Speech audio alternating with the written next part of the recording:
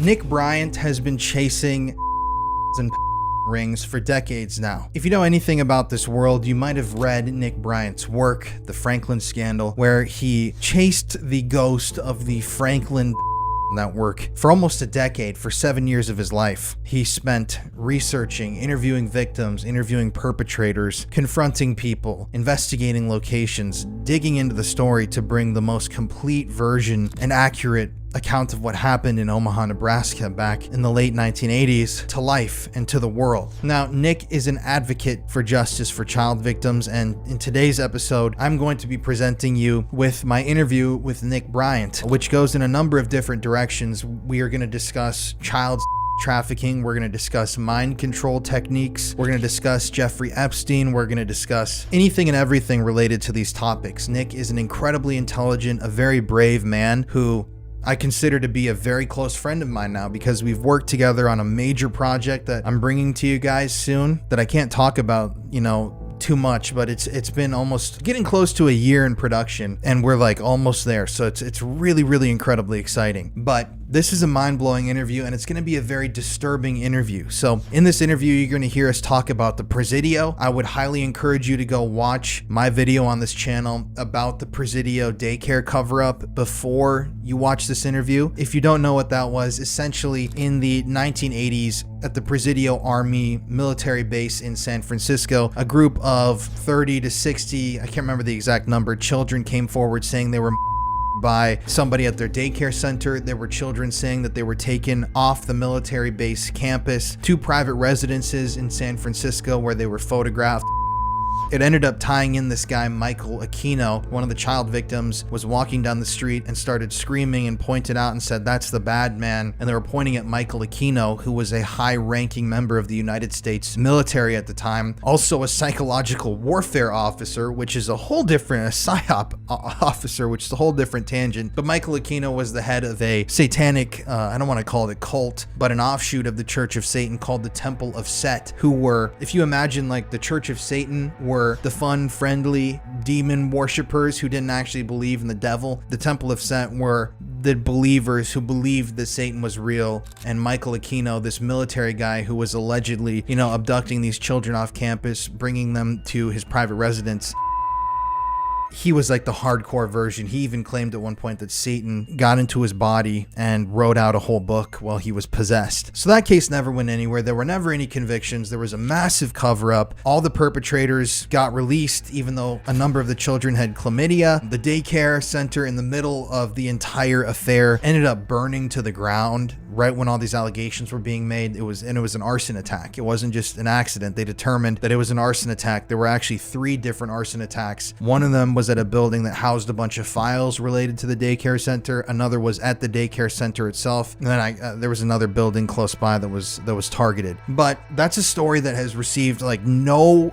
publication, and nobody talks about it, and nobody seems to know that it's actually real and that these kids were legitimately abused there. And I feel like I'm going crazy because I'm telling people all this stuff, but it doesn't seem to matter, but it's like nuts. And yeah, that's what, if you hear Michael Aquino or you hear the Presidio, that's the story that we're talking about. So if you want a way more in-depth version of that with, discussions of the cult that was involved, all of the corroborating evidence, there's so much evidence in that case that's mind-blowing. I would highly recommend watching that video before you watch this one. But anyways, let's get to Nick. Nick is a great friend, and you guys are going to really enjoy this interview. Thank you for tuning in today. My name's Colin, and you're listening to the Conspiracy Files.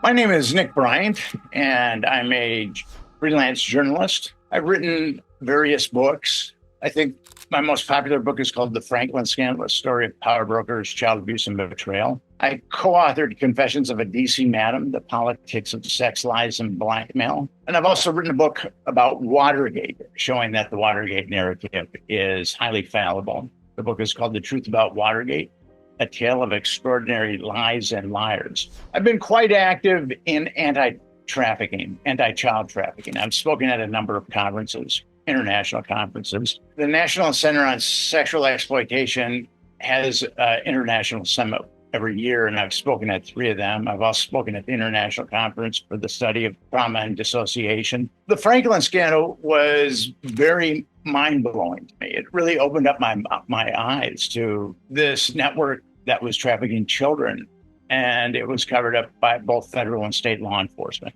And I've been digging in that very dirty sewer ever since then. And Michael Aquino is part of that. He has his connections to various nefarious things. Actually, he had quite a nefarious career that was underwritten by our government, and he was protected by our government. So before we get into all of that, Nick, I just want to ask you, also for everybody online, Nick and I have been, I don't want to say intimately involved because that sounds kind of funny. I mean, we're getting married in 2 weeks. I mean, you gotta come clean about that. Right. We've got a really big project in the works that we've been really working on since around February. So we've come to get to know each other very, very well. But for everybody online, Nick, why do you feel like you've been drawn to expose these sorts of crimes and shine a light on this stuff over the years? Child trafficking is a horrific crime. It's the most horrific crime I think that there is. And what is done to these children is horrific. They have to work their entire, if they're going to become productive members of society or just members of society, they really have to work through a lot of damage. And when I found out that there was some dark, malignant corner of the U.S. government that was aiding and abetting child trafficking, because the Franklin scandal is all about that. And the Franklin scandal is like a carbon copy of the Epstein scandal, where you have local law enforcement ultimately covering something up and then it getting so big that federal law enforcement is brought in and the Department of Justice. And when I realized that happened with the Franklin network, I felt like I had to do something about it. Because if our government is involved in trafficking children, which it is, I mean, in the very least, it's covering it up, which is aiding and abetting. That shows that there's really no lines in the sand that they won't cross, that there's some dark, malignant part of our government that has absolutely zero moral barometer. And that is something as Americans that we have to fix. The congressional approval rating is currently 12%. So it's very obvious that 88% of Americans do not think that Congress is acting in their best interest. Well, whose interest are they acting in? And I believe that it's a very, very select, malignant corner of intelligence that has the goods on a lot of members of Congress. And in last December, there was Tim Burchett, a U.S. representative from Tennessee, who said that my colleagues are being compromised in honey traps. And I came across that 22 years ago when I started researching the Franklin scandal, and Confessions of a DC Madam talks about it, and actually Watergate talks about it, because at the heart of Watergate, and the mainstream media has kept this covered up, is a CIA honey trap. These are things that really prevent Americans from having a true democracy.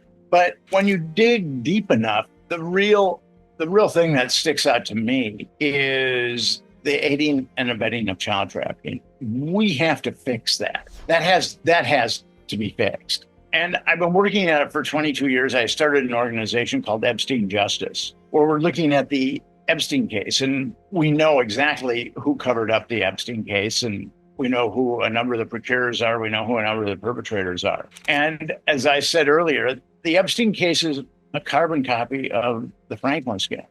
And this is something that we have to expunge from our government if we're going to have a government by the people and for the people. So to explain to folks who might not obviously be as deep into this world as you and I have gone, you obviously phenomenally so much further than me. A lot of these rings, I'm not going to say all of them, because in my opinion, there are some of those rings that are just, sadistic that are wanting to do those things, but most of them are blackmail rings, right? Could you explain kind of what that entails? A lot of these networks involve blackmail. With the Franklin network, there were hidden cameras. With the Epstein network, Epstein had hidden cameras in all of his homes. And two of the victims say that Epstein showed them a room where there were two men, as in plural, monitoring all these monitors. And the Franklin scandal, the primary pimp And the Franklin scandal, well, actually, there were two, Lawrence King and Craig Spence. Craig Spence had a similar setup. And we're seeing that with Diddy right now, is that Diddy was trafficking children. There were initially 8 lawsuits against Diddy, and 2 of them involved underage girls that said that they were trafficked by him. And the 5th lawsuit by Little Rod, the hip hop producer, said that Diddy was trafficking minors frequently. And there has been a number of lawsuits that have been filed against P. Diddy quite recently by Tony Busby. And I think that 25 people that have come forward in those lawsuits were trafficked by Diddy as minors. And we have the same people covering things up. The Franklin Network the Attorney General was William Barr. And he did a consummate job of covering up the Franklin Network. According to state and federal law enforcement, not a single child was trafficked or even by the Franklin Network. William Barr was the Attorney General under Bush 1, who covered up the Franklin Network. And then he was the Attorney General under Donald Trump, and he covered up the Epstein Network. And then when we get into U.S. attorneys, Damian Williams is the U.S. attorney that was responsible for the trial of Ghislaine Maxwell. And he ensured that only 4 victims were called, and those 4 victims had only been by Epstein and Maxwell. And ultimately, Maxwell was found guilty of child trafficking conspiracy, but no one else was indicted. And now he is the same U.S. attorney that's covering up P. Diddy. One of the indictments against P. Diddy is conspiracy, but no one else has been indicted. And that's how endemic this is. And I haven't even heard Damian Williams' name mentioned in the media. I was on a large podcast that came out, and I discussed Damian Williams' role in covering up Epstein and Damian's role in covering up Diddy, that network. And the trolls came out of the woodwork to attack me, and they attacked me on Twitter, and then they even attacked me on my podcast.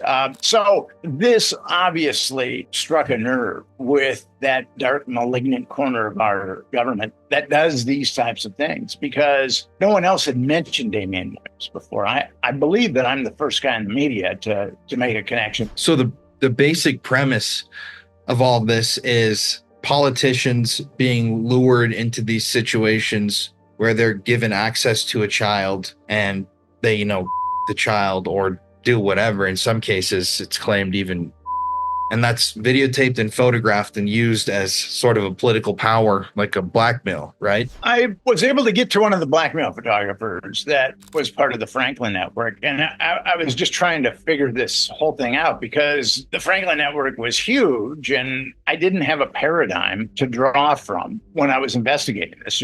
Other than the Franklin scandal, you're not really going to read about this in a book. And I asked him, how does this work?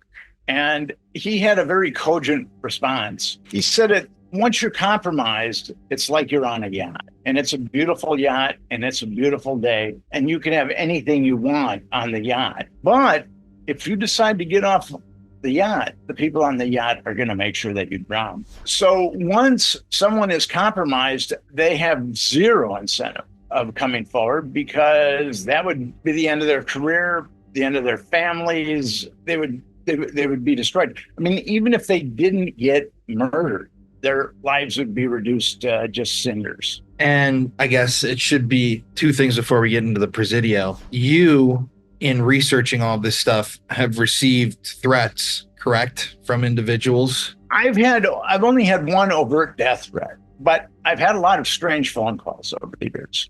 I don't really get them at this point, but I did at one point. I think that the malignant individuals that do this type of thing in the government realize that they're not going to frighten me off. They can always me, but then they would have a martyr.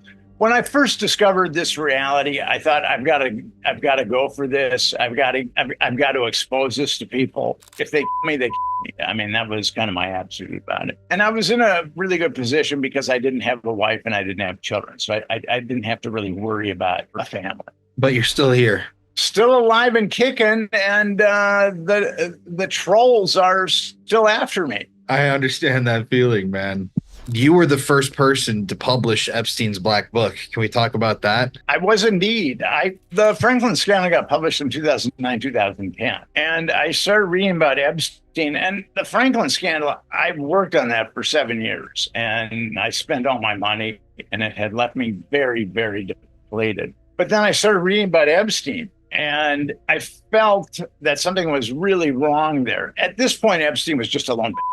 And I felt that something was really wrong there. So in 2012, I went down to Florida and I was able to acquire his Black Book. I brought it back to New York and I pitched the Black Book to various publications. Although at that point, I had kind of I've been somewhat estranged from the media just because of the Franklin scandal. But the people that I pitched wanted nothing to do with the Black Book. And finally, Gawker published it in 2015. And then the floodgates opened on the Black Book. It was very fascinating to me that no one would touch it, but once Gawker published it, then the floodgates opened. Yeah, I wonder what that is. Like, no one, maybe they were afraid to publish it, and then once somebody did it, they all wanted to hop on it. It's kind of like game theory. If only one person sticks their neck out, then they're going to get their head chopped off. But if everybody sticks their neck out, then they've got nothing to worry about. Right. So the media is very, very corrupt. And to tell you the truth, they don't really care about the welfare of children. They might say that they do, but no one in the media has called for justice for all of Epstein victims. The media is very good at digging up salacious dirt on Epstein, and some of it's erroneous, but that doesn't really matter. But no one in the media, from the New York Times to Vanity Fair to the Atlantic Monthly, no one has said, whoa, with Epstein, look at all these girls that were trafficked and destroyed. We need justice. Why is our government not doing something about this? And that's what we have with our media is being run by ethical eunuchs. I don't know if they've made Faustian pacts or not, but they're definitely ethical eunuchs. Yeah, we could talk about this for hours, but right now I would like to start getting into the Presidio. So if you could just kind of, as much information as you know, walk people through like the events of what exactly transpired there, that would be great before we get into, who Aquino was? Aquino. In, I believe it was 1986, there was a young girl who was with her father, and they were at a shopping center in San Francisco. And the girl saw Michael Aquino, who was a colonel in the military, but also a self-confessed Satanist. And she saw Aquino, and she just hugged her father and said that Michael Aquino had done bad things to her. Michael Aquino, his wife, and also a guy named Gary Hambrick, who worked at the Presidio daycare, had done bad things to her. And the San Francisco Police Department got a search warrant on the strength of her statements. And I've given Cullen the search warrant, but 5 of those kids had chlamydia. So they had obviously been molested. And when the San Francisco Police Department served the search warrant on Michael Aquino's house, they found what the kid had described. The kid had described a cross in the living room. The kid described what the house looked like. And actually, the kid described the bathtub. With the bathtub had lion's feet. And despite 5 of those kids having chlamydia, and despite the San Francisco Police Department executing this warrant, nothing happened to Aquino. And we've seen this in the past. We saw it with Franklin, and we also saw it with Epstein. The case was taken over by the U.S. attorney. His name was Joseph Rusinello. Joseph Rusinello was the U.S. attorney for San Francisco when the San Francisco Police Department served that search warrant on Aquino. And he took it away from the San Francisco Police, that case from the San Francisco Police, because the kids were ostensibly in the Presidio, which is a U.S. military base. Although the child that came forward, described Aquino's home, described the cross in his living room, described what his house looked like. And she even described what his bathtub looked like, that it had lion claws. But nothing happened to Aquino. Rusinello took that case away, and it was essentially quashed. Rusinello had an interesting case around this time. The United States was involved with the Contras, who were trying to fight the Sandinistas in Nicaragua. The Sandinistas were communists, and the Contras were ostensibly wanting to form a democracy. And the Contras were selling coke here in the United States. And there was a Contra frogman. His name was Zavala, who got busted in San Francisco Bay with, I believe, $36,000. And Joseph Rusinello gave the money back to the Contras, the $36,000. And this guy was also a drug dealer. So that shows you how dirty the federal mechanisms were at this point, and why Aquino was able to skate on those kids. So it was the girl who recognized Aquino and his wife. And when this whole thing began to unfold, there were, I think it was upwards somewhere around 80 children who ended up coming forward and were claiming that they were assaulted. There were a number of children that came forward. I don't have the exact number of children, but as I said earlier, 5 of them had confirmed cases of chlamydia. So obviously someone had molested them. A kid just doesn't get chlamydia by accident. And the 3 that were named were Aquino, his wife, and Gary Hambrick. And Aquino and his wife skated on it all. Nothing happened to them because of Joseph Rusinello taking over the investigation and essentially dropping the charges against Michael Aquino. But Gary was eventually arrested, right? He was arrested and he was found guilty, Gary Hambrick. But then his case kind of disintegrated too. And he was ultimately, he did a little time, but not that much, considering all the kids that had been. So the whole Presidio impasse was very corrupt, very foul, and it left a lot of children very, very damaged. That was courtesy of our federal government. Joseph Rusinello was the U.S. Attorney for Northern California. And so what do you make of all of this? What do you think these kids were being for? Was it for blackmail? Was it for mind control, experiments? Aquino was a Satanist, a self-confessed Satanist, and he joined the Church of Satan, Anton LaVey's Church of Satan in 1971, and he kept rising through the ranks. And now this is the cover story of why he split from the Church of Satan. He ostensibly split from the Church of Satan because Anton LaVey was selling priestships, and Aquino felt like you had to work to become a priest in the Church of Satan. But I've been told that was just the cover story, that LaVey and Aquino wanted Satanism to spread out. And Aquino ultimately formed the Temple of Set, which was very, very hardcore. The Church of Satan was theoretically an aesthetic type movement where it was satanic chic. But with Aquino, it was really, really, the Temple of Set was hardcore. And it's interesting. He said that Satan appeared to him in the summer of 1975 and revealed to him that he wanted to be called Set. He was a brother of Horus in ancient Egyptian mythology and just a bad egg. And according to Aquino, as he was funneling Satan or Set, whatever you want to call it, the book of Coming Forth by Night was written. He was channeling Satan or Set or whoever, and then he wrote this book. And then he launched the Temple of Set. And that was very hardcore. Eventually, people started to leave the Temple of Set because he got so fixated by Nazis. And there were a number of people that left the Temple of Set because they felt Aquino was taking them down a road that was much more Third Reich than purely Satan. And that bothered them. When we get into these type of occultists and their abuse of children, there was the satanic panic and the pendulum swung very far to one side. And now it's slowly coming back. But when you get into these type of occultists, I mean, these hardcore occultists, their highest sacrament is the defilement of innocence. The highest sacrament or one of the highest sacraments of Christianity is the protection of innocence, the perpetuation of innocence. And they're coming at it antithetically, that their thing is the destruction of innocence and the defilement of innocence. That's why we have ritual abuse, or that's one of the reasons why we have ritual abuse. It's always crazy to me that there are people that would make that argument and articles that would state that when there's thousands, tens of thousands of victims that have come forward over the years from all over the world saying that they were,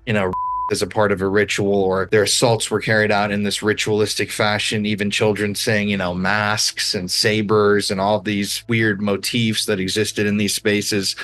And it's a narrative that they want to go with, that it just never happened. And it doesn't happen. I mean, it's continuing to happen now, but it's really bizarre to me. It's starting to be more embraced. Actually, Psychology Today last year had a psychologist write an article about her ritual abuse.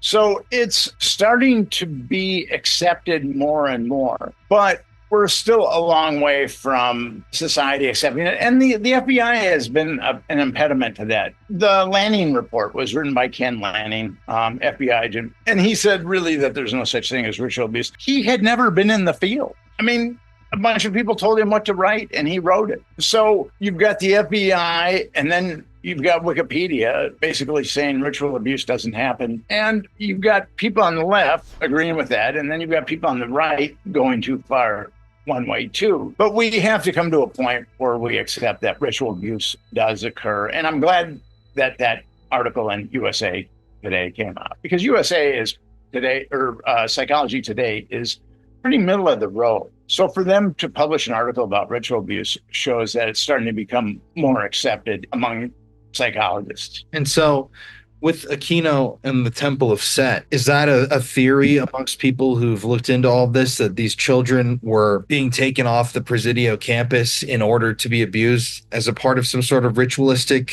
something or other? We know that the kids were being taken off campus to Aquino's home, but it could have been ritualistic. It could have been child. That we don't know, and we don't know that because the government didn't investigate it. If the government had investigated it, then we'd know exactly what went on there. If the government investigated Epstein, we would know exactly what went on there. And the government is committed to covering up P. Diddy. His 3 indictments have nothing to do with his trafficking of children. So essentially, we have the government to blame for us not knowing exactly what went on at Aquino's home and the Presidio. We do know that the kids had chlamydia. We do know that they were taken off the campus and delivered to Aquino's home, and they must have been, but we don't, because the government, Joseph Rusinello, quashed this case like he did the Contra Frogman case. We just don't know the particulars of it. Correct me if I'm wrong, but on the search warrant, they were discussing was it rolls of film or photographs, something that was inside of Aquino's home? They were looking for photographs. I don't know if they found them. Have you looked at the search warrant recently? It would have been like a month and a half ago.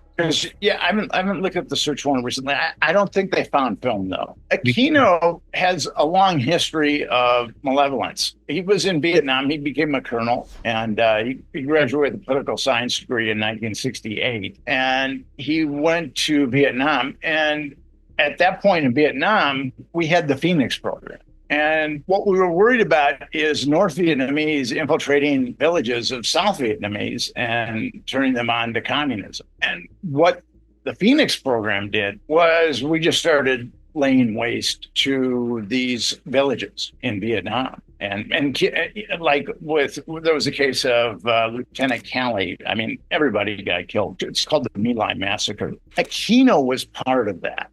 He was part of Operation Phoenix. And I can give you an anecdote from my life that our government has estimated that 20,000 innocent people got killed, and the South Vietnamese estimate that, or the Vietnamese estimate that up to 40,000 innocent people got killed with Operation Phoenix. But it was truly evil. I had an uncle who was in Vietnam, and he had told me that he felt tremendous guilt over starting to enjoy killing North Vietnamese. And I said to him, Al, they're killing your friends, they're trying to kill you. I don't think that that's an abnormal reaction. I think it's a normal reaction to a highly abnormal situation where you're going to enjoy killing people if they're trying to kill you and they're killing your friends. But he could never shake that. And I went to bury him last year in Los Angeles, and I came across some pictures or paintings that he had painted, and it was a GI standing over dead babies. And then I realized he had been part of that. He'd been part of Phoenix. And that's what he couldn't shake. That's what haunted him all these years, is that he had taken part in the leveling and murder of South Vietnamese villages, everyone in a South Vietnamese village. And Operation Phoenix, in a way, people believe is responsible for the creation of like different serial killers, right? Like it's very nefarious. Can you talk about that for a second? Because that's what caught my attention when you first brought this up to me. Dave McGowan wrote a very good book called Program to Kill, and he linked a number of serial killers to the Phoenix program. And there was a very good movie called Apartment Zero. And it was about a South African mercenary who traveled around the world, and he was engaged in people. That's what he did. He was a mercenary. He'd be hired to kill people. And then he was all of a sudden put back into civilization. And he was so used to killing people that he couldn't stop. I mean, he developed an enjoyment of killing people. And I think that's what we have with the Phoenix program and some of these serial killers that are affiliated with the Phoenix program. They started to enjoy killing, and they couldn't stop. My uncle was able to stop, but it haunted him till the day he died. So Aquino and mind control. And I know we've kind of briefly discussed him being really embedded in that realm, but can we talk more about that? Because what was his official title again? It was like he was in the something like psychological unit, or Aquino was a colonel, and he was part of psychological operations, PSYOP. And he must have had a lot of juice in the military, because on NATO's dime, he conducted a black mass ritual in Valesburg Castle, which was where Himmler and the upper echelon of the SS would stay. And that really does show. He did it on NATO's dime. I mean, NATO is letting this Satanist conduct a satanic ceremony in Heinrich Himmler's castle, or that castle that Heinrich Himmler used and also was used by the upper echelon of the SS. So Aquino had a tremendous amount of juice. The Department of Justice covers up his molesting these kids at the Presidio, and then he conducts this satanic ceremony at Heinrich Himmler's castle. So he had tremendous latitude within the military, and he had tremendous respect. I've talked to a number of people who have said that they are mind control victims or mind control survivors, depending upon what you want to call them. And a number of them have said that Aquino was part of their training. And the mind control essentially entails breaking up kids into alters. Most of the people that have gone through mind control are what would be called multiple personality disorder, but actually it's called dissociative identity disorder at this point. And how that's done, a lot of times sexual abuse is really integral to that process, like we saw with the Presidio. And I think that Aquino was definitely part of the Monarch program. The Monarch program, there hasn't been a single document with Monarch on it. But according to many, many sources, there was MK Ultra, and then Nixon outlawed that. But the CIA kept going with the Monarch program. And the mind control that was talked about with MK Ultra, there were tremendous strides made there. The CIA said, well, we tried it, and we couldn't implant any memories. It was all a waste of time and money, even though they did it for many, many years. But I think that mind control was perfected or brought very far down the road with MK Ultra, and then the Monarch program kicked in after Nixon outlawed MK Ultra. And for people online, what's the distinction between Monarch and MK Ultra? Because MK Ultra, I feel like, is a very well-known term. Just, it's the CIA's mind control experimentation program that's documented, essentially through all these people to exist. But what's the differentiation between that and Monarch? I think with MK Ultra, we were still learning how to break up a mind and program it. And by the time Monarch kicked in, I think that those techniques had been highly advanced. And there was a template for that at this point. I just did a podcast with Dr. Juliet Engel. She's a medical doctor, and she had gone through Monarch training and discusses how her mind was broken up into probably 100 different altars, and how some of these altars were used for various things. She had altars that were used to compromise people, to compromise men when she was underage. And she was also used, according to her, to compromise. She was in LA. She was used to compromise record executives and also politicians too. Like what we see with P. Diddy.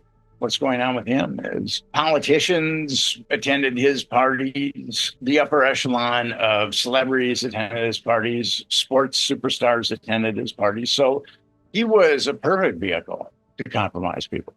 And for people who don't know what an alter is, it's essentially like a split personality, because it's dissociative identity disorder, right? You can snap your fingers almost, or whatever the command is, and bring out a completely different personality. Yes. And how that is done is through childhood trauma and creating alters, because when a child is traumatized, they leave their body and they ultimately form an alter.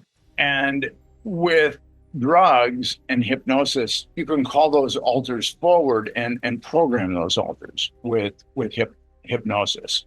And a number of people believe that Sirhan was part of mind control, and John Lennon's killer was part of mind control, and John Hinckley had been mind controlled. What's interesting about Mark David Chapman, who shot Lennon, and John Hinckley, who shot Reagan, both were reading Catcher in the Rye at that time.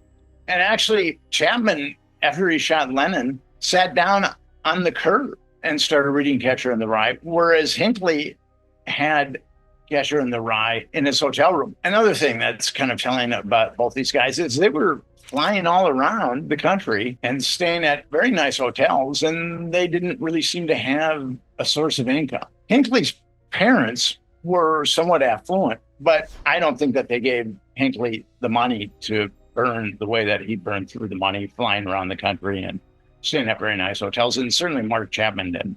Oh, that's so crazy.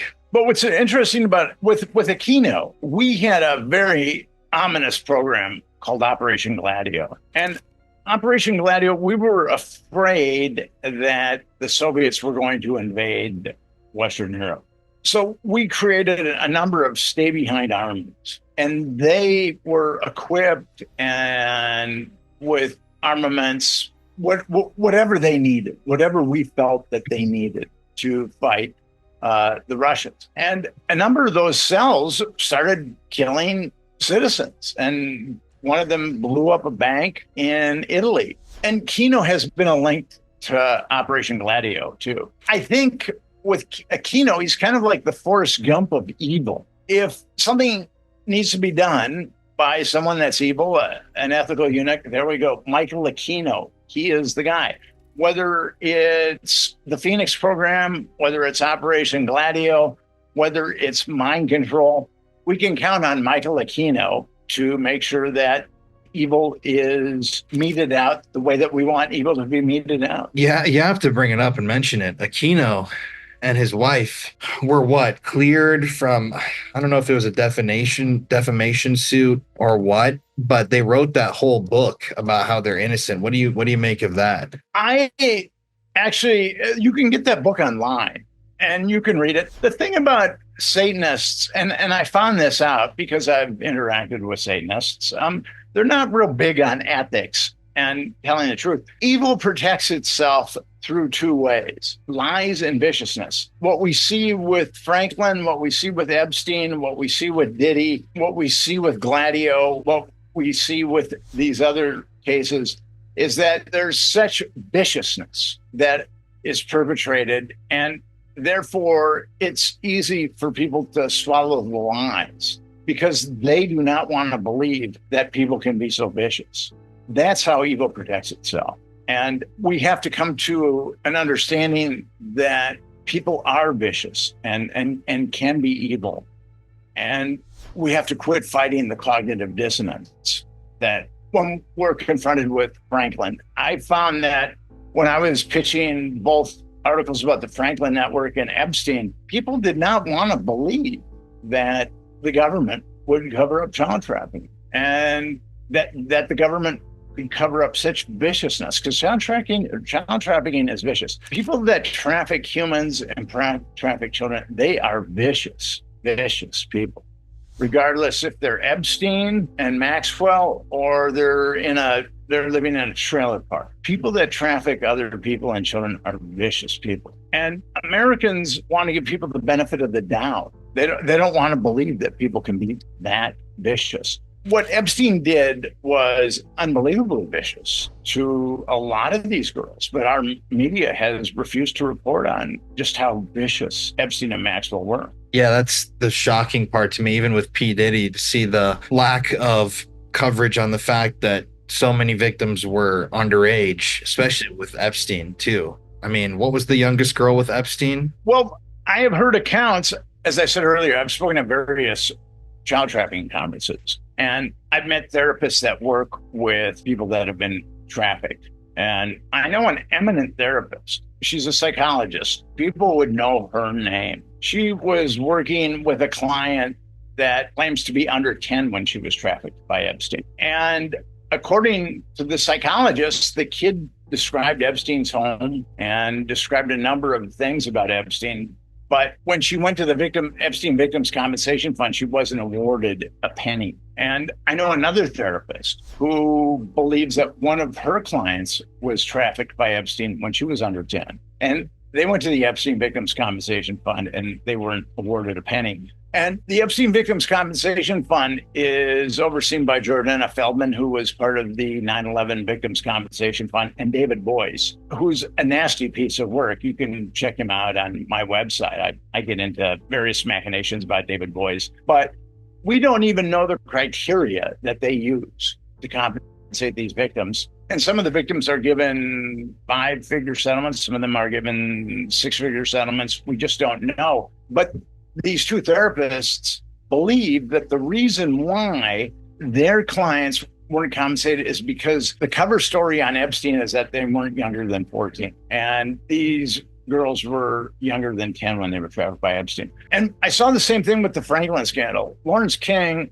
like Epstein, Lawrence King liked pubescent boys and Epstein liked pubescent girls. But these guys are psychopaths. And if you want an 8-year-old, they'll get you an 8-year-old. That's what guys like Michael Aquino are for, is to make sure that there isn't a shortage of children to harm. So at the end of the day, wrapping in all of the stuff that we've talked about, when you look at Aquino's case and you look at the Presidio as a whole, you have an employee of the daycare who was confirmed to be who was arrested and prosecuted for that. He might have been doing it for the pleasure, just for himself.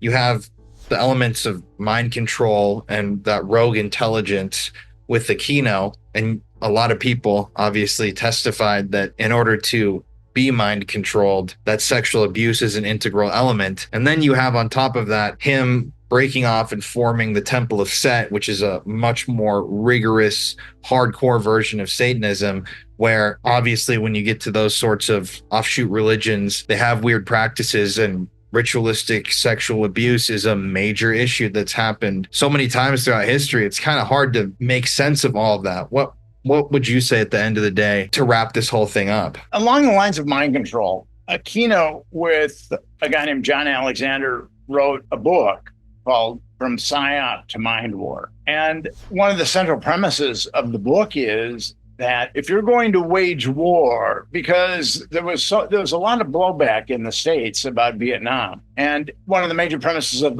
the book is that if you're going to wage war, you have to brainwash your country into thinking that war is a good thing. That the war you're launching is a good thing. And we saw that in Iraq. We saw the media and the government sell that war to 80% of Americans.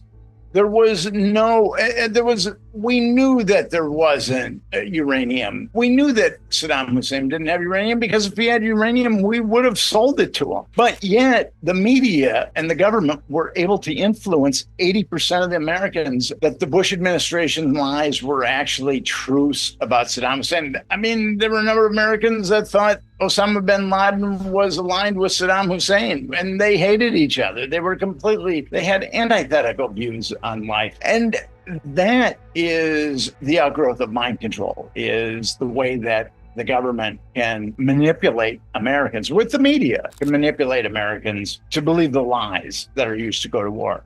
Again, this falls under the rubric of evil, because people don't want to believe that their government is lying to them. And they have no idea of the carnage that's going to be sown in Iraq. But evil is evil. And whether it's children or declaring war, I mean, it's on a continuum. And Michael Aquino was on that continuum all the way. And I have 3 sources. They're not solid sources, but I have 3 sources that he was involved in the Franklin network, also the Franklin trafficking network. Nick, you've poured your heart and soul and your life into protecting children and exposing this evil, and Epstein justice is a huge part of your life. So what can a viewer who's sitting at home right now do to help Epstein justice? Epstein Justice is an organization that I started, and we have some really good people that are involved with Epstein Justice. You can go to epsteinjustice.com. What we want with Epstein Justice, and what we're going to do, is we need the government to confess that it covered up child trafficking, which it did. Ghislaine Maxwell was really the only one that was indicted, and it was a conspiracy. And we know who a number of the procurers are, aka pimps. We know who a number of the perpetrators are. We know these things. And we need the government, the Epstein Commission. The Epstein Justice has one goal, and that's a commission. And with that commission, we want to know why the government covered up child trafficking. And we also want the perpetrators to be brought to justice. These are very simple, rudimentary things regarding morality. And as I said earlier, if you've got a government covering up child trafficking, which is aiding and abetting child trafficking, it's crossed a line that it shouldn't have crossed. And we have to rectify this. And the government isn't going to rectify this. The media isn't going to rectify it. It's going to be up to Americans. And that is what Epstein Justice is all about. So I would suggest that your viewers go to epsteinjustice.com, and you can sign a petition. You can send a form letter to your congressional representative, federal congressional representative. And you can also contact us if you would like to help us out in our battle. Yeah, to everybody who's watching, I'm going to put a link to Epstein Justice in the description of the video and a pinned comment. So you should definitely pause this video, head to the website, go sign the petition at minimum, consider sending a letter to your representative, and interact and engage with this so that we can start actually using these videos and everything that we're talking about to raise some noise about what's going on. And Nick, thank you for hopping on here today, man. It's always, I'm not going to say it's a pleasure talking to you, but it's always interesting. It's always good to see you, Colin. So at the end of the day, I mean, that is insane stuff. It really makes sense to me with the Presidio affair that there was some sort of mind control on all these military bases at that same time, whether it was West Point or, in Philadelphia where this stuff was happening, mainly at the Presidio. But you got Michael Aquino, the guy who's allegedly involved in this stuff, and he's a PSYOP officer, a psychological warfare guy his name comes up in all these different stories, whether it's the Franklin cover-up story, the Presidio, this, that, the other thing. Aquino is always somehow involving himself in these tales. And it makes sense. He's a satanic mind control officer. And I've heard some people say, oh, like that was just, programmed dissonance, or, you're supposed to be looking at him instead of the real people. But I'm like, I get that in most of these cases, but also in this case, I really think that he was involved in something, whatever it was. I don't want to make any real allegations because I know that their family still is happy to pursue legal action. But you don't have children that are victims identifying people. You don't have children who are victims pointing out out his house on the side of the street. You don't have children victims identifying the furniture and things that were inside of his home unless there really is something there. And if it's not him that's involved, I mean, I know that there's more than him, but like, if that's true that people are saying that he's like a distraction, I don't even, whatever's after that is like so fundamentally disturbing that, yeah, I don't even know if my brain can process it. But thank you guys for listening today. I really appreciate every single one of you. Please be sure to like this video, leave me a comment on the video, subscribe to the channel, share this stuff on your social media, whether it's on X, Facebook, YouTube, texting somebody, I don't really care. YouTube and these social media platforms don't like to push this show because of the controversial subject matter. So if you could please share the show and just engage with the video, it helps YouTube see that people actually do want to see this stuff, and we can keep spreading the word. I can't do it without you guys. And the show is for you guys. I'm just the one ranting and talking about all this stuff because I'm passionate about it. Once again, thank you guys. Stay suspicious as always. Keep those tinfoil hats on, and I'll catch y'all next week.